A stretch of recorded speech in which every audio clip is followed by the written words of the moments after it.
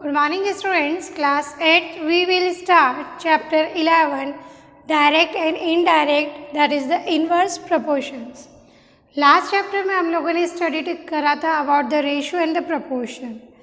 Ratio और proportions क्या होता है, जब एक क्वांटिटी इंक्रीज होती है तो दूसरी ऑटोमेटिकली इंक्रीज होती है. मतलब यदि न्यूमरेटर इंक्रीज हुआ तो डिनोमिनेटर भी इंक्रीज होगा, न्यूमरेटर डिक्रीज हुआ तो डिनोमिनेटर भी डिक्रीज होगा. That is called the direct proportion. Okay, जैसे फॉर एग्जांपल हम लेते हैं, आप सपोज सैलरी की यदि बात करें, हम यदि 10 डेज़ वर्क करेंगे तो हमारी सैलरी 10 डेज़ के अकॉर्डिंग होगी. यदि हमने अपने नंबर ऑफ़ वर्किंग डेज़ बढ़ा दी है, सपोज हमने 20 डेज़ वर्क करा, तो डेफिनेटली हमारी सैलरी भी 20 डेज़ की मिलेगी. हमें मतलब मेरे वर्किंग ऑफ डेज़ यदि इंक्रीज़ हो रहे हैं तो सैलरी भी इंक्रीज़ हो रही है.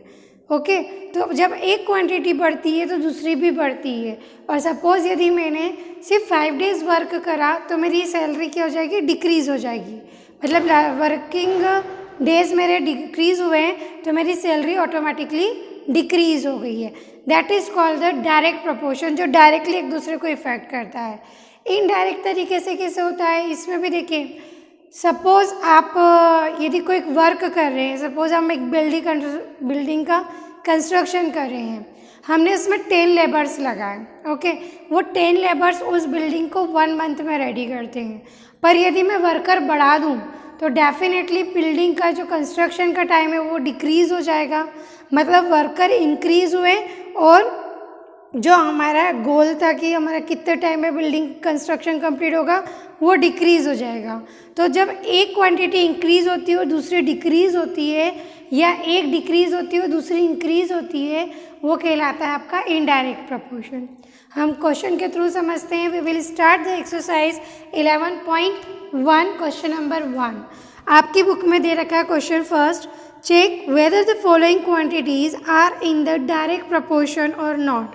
आपको ये चेक करना है कि जो क्वांटिटी आपको दे रखी है ये डायरेक्टली प्रपोर्शन है या नहीं है. मतलब जब x की वैल्यू बढ़ रही है तो उस केस में y की वैल्यू भी उसी रेशियो से बढ़ रही है या नहीं, ये हमें यहाँ पर शो करना है. तो ये आपको एक इन्होंने टेबल दे रखी है स्टूडेंट्स, जिसमें आपकी x की अलग अलग वैल्यूज़ पे y के डिफरेंट वैल्यूज़ हैं. अब हम इसमें चेक करेंगे तो हम क्या मान लेते हैं, हम ये मान लेते हैं स्टूडेंट्स यहाँ पर कि ये आपका x1 है, ये आपका y1 है, ये आपका x2 है, ये आपका y2 है. सिमिलरली ये आपका x3 है, ये आपका y3 है, ये आपका x4 है और ये आपका y4 है. ओके, तो यहाँ पर हम रेशो लेंगे x1 डिवाइडेड बाय y1. इन दोनों का रेशो लेते हैं हम. तो यहाँ देखो x1 कितना है आपका 11/20. अब ये दोनों जो है एक दूसरे से कैंसिल नहीं होते, आगे सॉल्व नहीं होंगे, ये सबसे सिंपलेस्ट फॉर्म में. सेकेंड रेशो लेते हैं हम यहाँ पर x2 डिवाइडेड बाय y2. तो x2 की वैल्यू कितनी है आपकी 22 और y2 की वैल्यू कितनी है 40. अब देखिए ये भी इवन है, ये भी इवन है, तो दोनों 2 से डिवाइड होंगे. तो मैं दोनों को, न्यूमरेटर को एज वेल एज डिनोमिनेटर को 2 से डिवाइड करती हूँ. तो ये आएगा आपका 11 डिवाइडेड बाय 20. ओके, थर्ड वाला हम देखते हैं ratio x3 divided by y3. तो ये है आपका 33 डिवाइडेड बाय 60. अब देखिए जो 33 है ये 3 से डिवाइड होता है, 60 भी 3 से डिवाइड होता है. तो हम इनको 3 से डिवाइड कर देंगे. कैंसिल करो या डिवीज़न करो, both are the same thing. 33 को 3 से डिवाइड करेंगे, यू विल गेट द 11. 60 को 3 से डिवाइड करेंगे, you will get the 20. Okay, fourth वाला रेशो लेते हैं हम यहाँ पर x4 divided by y4. x4 कितना है आपका 44 और y4 कितना है आपका 80. ये दोनों 4 से डिवाइड होंगे यहाँ पर, तो हम इसको 4 से डिवाइड कर देते हैं. तो 44 divided by 4 we got the 11. 80 divided by 4 we got the 20. अब यहाँ देखिए स्टूडेंट्स, x1 y1 का रेशो, x2 y2 का रेशो, x3 y3 का रेशो और x4 y4 का रेशो, सभी में क्या आ रहा है 11/20, 11/20, 11/20 and 11/20. It means x1 y1 is equal to x2 divided by y2 is equal to x3 divided by y3 is equal to x4 divided by y4 is equal to 11/20। एक constant ratio आ रहा है, so we can say that these are the directly proportion. Okay, यहाँ पर आप देखिए, जैसे यहाँ 22 हुआ तो ये 40 हो गया था आपका। मतलब जैसे जैसे आपका x2 बढ़ रहा है y2 भी बढ़ रहा है उसी रेशो से, x3 बढ़ रहा है तो y3 भी उसी रेशो से बढ़ रहा है। तो यदि इन सब के रेशो एक कांस्टेंट नंबर आते हैं तो we can say that this question all the quantities of this question are directly proportion. Okay students, next question हम यहाँ पे लेते हैं, क्वेश्चन फर्स्ट का सेकंड। यहाँ पर भी आपको x की अलग अलग वैल्यूज़ दे रखी है, तो हम इसको मान लेते हैं x1 y1, ये हो जाएगा आपका x2, ये हो जाएगा y2, ये हो जाएगा आपका x3, ये हो जाएगा आपका y3, ये हो जाएगा आपका x4 और ये हो जाएगा आपका y4। Now we are taking the ratio x1 divided by y1, it means 6 divided by 11। ये सबसे लोवेस्ट टर्म आ गई है, ये आगे सॉल्व नहीं होगी।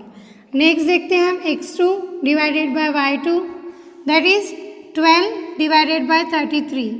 ये दोनों आपके 3 से डिवाइड होंगे, तो हम 3 से कैंसिल करते हैं, 3 4 ज़ा 12 और 3 11 ज़ा 33।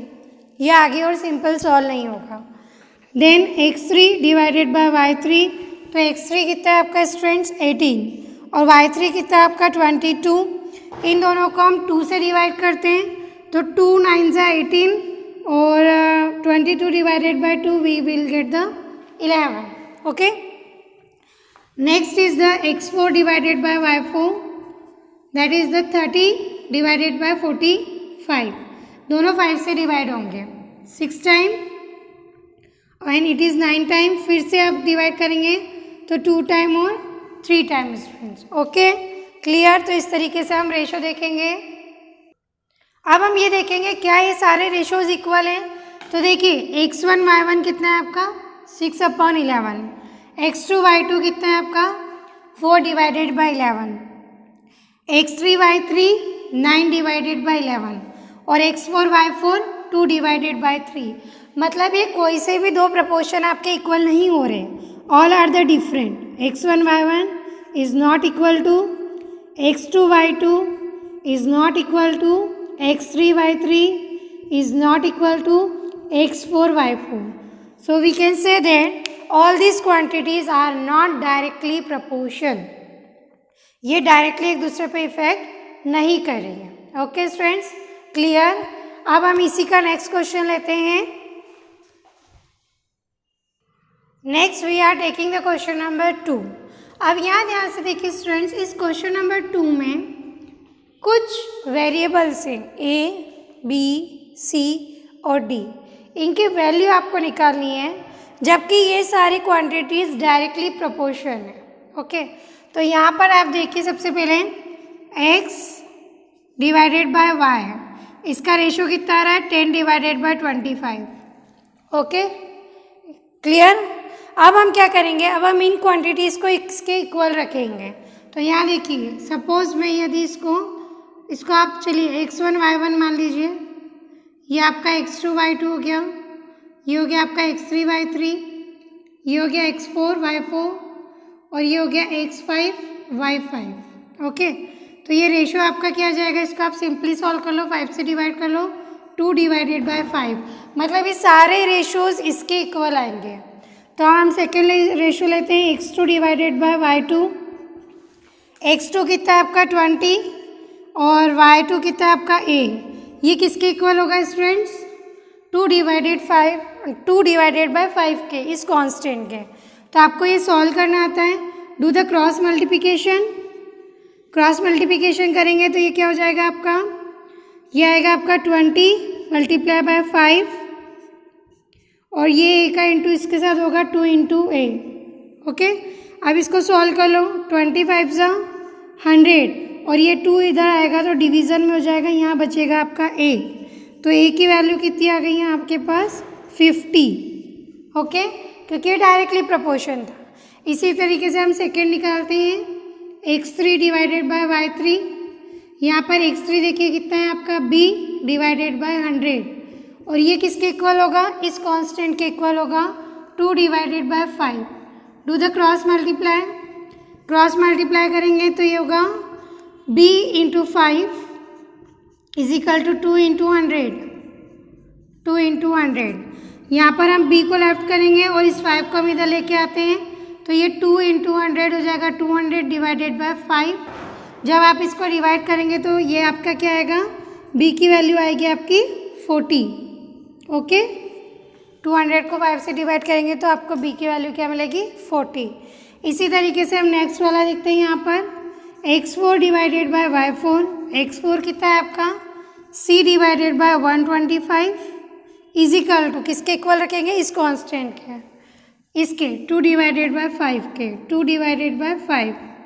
डू द क्रॉस मल्टीप्लाई करते से c multiply by 5 is equal to 2 multiply by 125। Okay, इसको सॉल्व कर लीजिए। 5 को आप डिवीज़न में लेके आइए, इसको आप मल्टीप्लाई करेंगे तो 10 का 0 1 4 और 5 और 2 250 और 5 से आप डिवाइड करेंगे तो c की वैल्यू कितनी आएगी आपकी 50। a की वैल्यू आ गई, b की वैल्यू आ गई, c की वैल्यू आ गई। इसी तरीके से आप d की वैल्यू भी कैलकुलेट कर सकते हैं स्टूडेंट्स। d की वैल्यू आप फाइंड आउट करेंगे इसके अंदर। Okay, so do practice, complete your homework. Thank you, have a nice day.